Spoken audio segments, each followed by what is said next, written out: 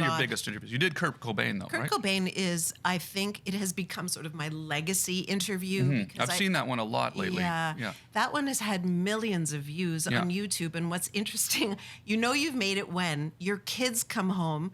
They go, Mom, did you interview Kurt Cobain? Yeah. So their friends had said, your mom interviewed Kurt Cobain. They're like, what? This is when they were in high school. At what point in Nirvana's career was that? Was that the beginning? Were they at the peak of their fame? It was 1993. It was the In Utero album. And I remember my boss said, come back with something good or you're fucking fired. I was like, no pressure. So I had to strategize. Like, how am I going to stand out? Because it was a junket. And as you know, junket is the kiss of death for an interviewer because the artist is led from, in my case, hotel room to hotel room. And they're asked the same insipid questions over and over again, and they kind of tune out. So I wanted him in particular to see me as a person, not as mainstream media, because they were not fans of mainstream.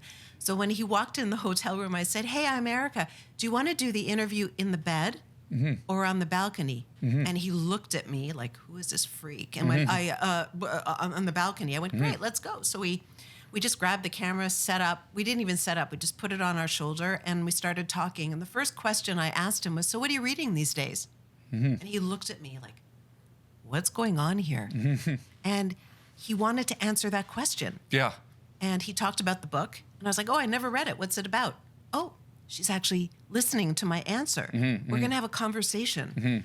The questions that I came up with were actually kind of personal, but not prying, but just tell me how you feel about certain things. Or why did you bring a child into the world when all your lyrics are so dark? I really was a lot more negative and angry and everything else a few years ago, but that had a lot to do with not having a mate, not having a steady girlfriend and stuff like that. So that was one of the main things that was bothering me, that I wouldn't admit at the time, So now that I've found that, the world seems a lot better for some reason, It really does change your attitude about things.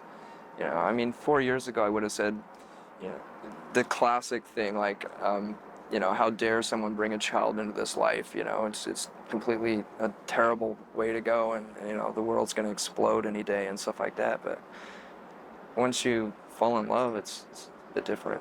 It was actually quite emotional, and he killed himself, like, I think less than 6 months later. Yeah. And I was very sad and kind of angry because I didn't understand mental health challenges at the time, but also I felt, my God, there are so many young people who admired him, and I was afraid that they're going to be copycat kids who, would jump off the same bridge, so to speak, with him. And I felt very responsible. So the day that he killed himself, I happened to be on the air.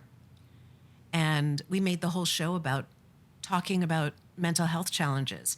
And I understand now how revolutionary that was, because we didn't talk about that. No one talked about suicide and mental health back in those days. But it was a scary time, and I felt a huge responsibility